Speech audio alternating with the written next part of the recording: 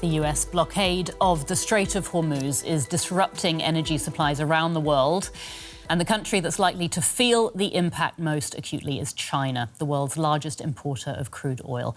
About half of China's oil imports pass through the strait, and Beijing is by far the largest buyer of Iranian oil.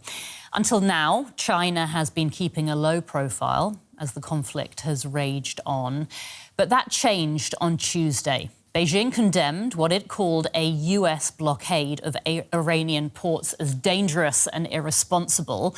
Now, that condemnation came right after a sanctioned Chinese-owned oil tanker, the Rich Starry, passed through the strait on Monday after the blockade took effect, before being stopped and sent back into the Gulf. Now, you can see that right there on your screen. So what does all this mean for Beijing now? Is it going to step up its efforts to mediate, to find a solution to this conflict, or could it actually be drawn into the conflict? We're going to discuss this with Clifford Coonan from DW Business. Clifford is also our China analyst. Thanks for talking to us, Clifford, about this. So the US is essentially saying that it has completely halted trade going in and out of Iran by sea. Now, given that an astonishing 98% of Iranian oil exports go to China, this is going to have a major impact on China, isn't it? It is. I mean, the oil itself only accounts for around 66.6% of China's oil needs, but it's still very significant. I think the conflict is going to hit it in two ways: energy security, as we've mentioned, and also export growth. And exports, China's heavily reliant on its exports for its economic growth. Around a third of gross domestic product last year was based on exports, so it's hugely important. And those exports have been growing very, very strongly. The domestic economy isn't growing at all, but the export sales overseas are growing strongly. And they dropped from 40% in February to 2.5% in March. Wow, that's a huge drop. Now, there's an adjustment for Chinese New Year, but even with Chinese New Year, it's still about 20%. So it's a massive drop. So clearly, this is a big impact on the Chinese economy. And also China is because of this export needs, it's very dependent on the rest of the world. So if this causes a global recession, that's really going to hit hard in China. And then the other aspect then is China's energy security. Now, there's been a lot of people saying that China has oil reserves. It has about 3 to 4 months of crude reserves that it can use. But those crude reserves are there for the military. They're there for, they're not to be used because of something happening overseas. So what we've seen are energy prices now in China itself. Gasoline prices have risen by about 12%. China needs this oil for if it wants to invade Taiwan. They don't want to increase their imports from Russia. So it will probably have an effect that it will boost renewable energy in China. China's already had great success with renewable energy, but armies don't run on renewables, not yet. And then, yes, we've seen how high fuel costs are also squeezing factory margins. It's more expensive to produce goods. And again, that feeds into the exports. So what you see is a picture with these two factors emerging, and it makes it very problematic for China. So China really does have some vulnerabilities, and we are seeing now a shift in tone, aren't we? And a greater sort of willingness from Beijing to criticise what's happening. I just wanted to play something that Xi Jinping said yesterday. This was actually during a meeting with the Spanish Prime Minister. We should strengthen communication, consolidate mutual trust, cooperate closely, oppose the world's regression to the law of the jungle, and jointly safeguard genuine multilateralism and global peace and development. The law of the jungle. Does the tone he struck there and what he's saying, does that suggest that China is going to step up its efforts and do what it can to bring this conflict to an end? Well, I think what we've seen through this conflict, we've also seen what happened in Venezuela, which was another Chinese ally, where President Maduro was removed from office by the US.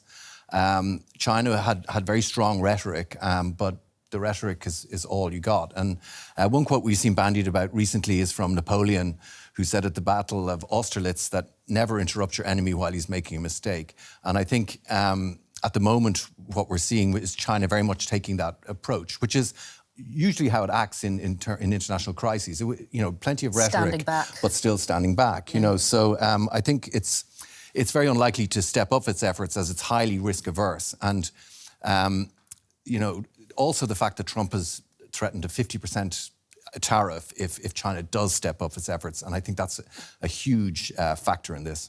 And all of this is sort of pointing towards the planned meeting in May between the American and the Chinese leaders. I mean, is that planned meeting going to influence Beijing's approach at all? And I mean, do you see what we're seeing unfolding here? Do you think this has the chance to actually derail the meeting that's planned in May in China?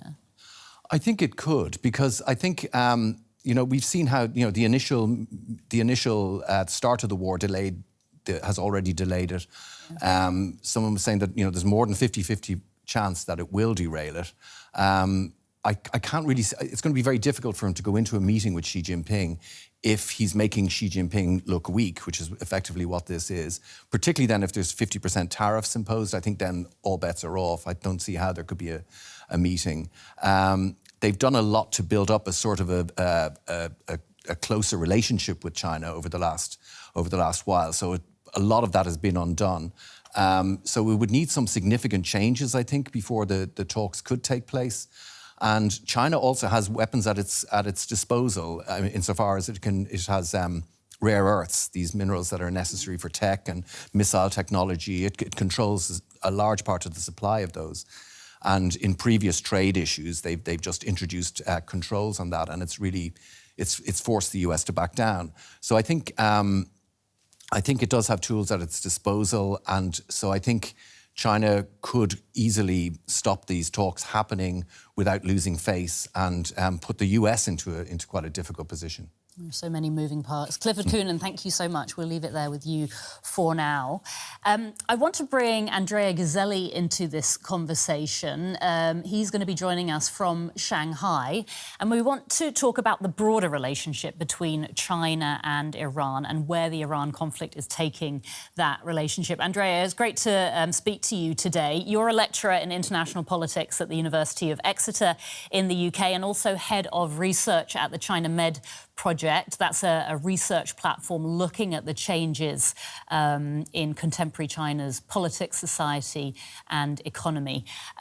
Andrea, can you tell us, first of all, how you see China's view of this conflict and how it wants to see it play out? Sure. So first of all, thank you so much for having me today. I think Chinese views of the conflict change throughout the conflict. There was, I think, the impression that China was in a favorable position at the beginning of the conflict for all the reasons that Clifford just mentioned a moment ago. I think, however, after a month or so of clashes, and especially the risk of escalation, the ground invasion by US troops, the threats by President Trump about one civilization will die tonight, I think that created the prospects for a prolonged conflict. That kind of changes, I think. That kind of thing change the calculations in Beijing. We already see signs of inflation in China. There is no doubt that already the war will have a massive impact on the global economy, which of course will undermine China's growth, given the importance of exports. And so I think this pushed China to play quite an important role in nudging the Iranians into the talks, right, and accepting a ceasefire, even though probably the Iranians saw themselves in a quite strong position and in the position to continue this fight. So yeah, I think at the moment in China, Chinese policymakers really want the conflict to stop, if not end for once and for all. You have written that there is an evident mismatch between what China and Iran want. Can you explain that mismatch to us? Yeah, so essentially it's important to understand that Iran is fighting for its own survival. And so it is well known that the Iranian leadership, what was left after the assassinations carried out by Israeli and American strikes, wants a negotiated end of the conflict. It doesn't want like just a temporary stop so that both sides can regroup and rearm, and then after 6 months we they are at it again. And so this is why it is quite public that Iran was looking for guarantors that could actually guarantee again that this conflict could just end, that an agreement could be reached and could be respected by both sides, especially with the Iranians not trusting the Americans and the Israeli. And so it's very likely that they reach out to the Russians and the Chinese to play that role. But the problem is that I don't think China is interested in playing that role. They definitely, again, they want the conflict to end, but being a guarantor of a long-term agreement, creates a lot of questions in terms of how can China act to enforce that agreement, right? Especially depending on who breaches it. China playing this role, even theoretical role, would be quite a significant change in its Middle Eastern diplomacy. And I don't think Beijing is ready to make that step, to take that step. Yeah, and it's more complicated, isn't it? I wanted to talk about China's direct involvement in this conflict. I'm just going to bring up an article from the Financial Times. We can show that here, which is saying that Iran used a Chinese spy satellite to target US bases. Now, just looking at this article here, so it's saying Iran secretly acquired a Chinese spy satellite. If this is true, I mean, this isn't the first time that China's been accused of this kind of thing. What do you make of this? Is this true? Again, it's a very interesting development. There's no doubt. We know that China provided precursor materials for that are necessary for building rockets, plus other dual-use technologies. But definitely this is a bit different, so to speak. It's interesting that it seems that Iran acquired this satellite in late 2024, so after the clashes, most likely after the clashes between Iran and Israel. It's the actual impact of this purchase, I think it's still difficult to tell, because in the middle, of course, we had the 12-day war, so I think there are questions as to whether this satellite was used back then. We know that Russia's been providing also targeting data to Iran during this conflict. So how much that was used, it's an important question. And also, of course, there is the fact that, again, this satellite was purchased about 2 years ago. It's owned by Iran. At the same time, it's controlled through a Beijing-based company, which is quite important one. So definitely known to Chinese authorities. And that cannot beg the question as to whether and how much, which parts of the Chinese immense bureaucracy knew about this, or didn't know about that. Trump's response to the suggestion that China was supporting Iran militarily was saying that he would slap 50% tariffs on Chinese goods. Now, China has denied supporting Iran and then went on to threaten countermeasures if the US did impose 50% tariffs. Let's take a quick listen to this, and then I'll come back to you. We'd like to re-emphasize that China always acts prudently and responsibly on the export of military products and exercises strict control in accordance with China's laws and regulations on export control and due international obligations. Relevant media reports are purely fabricated.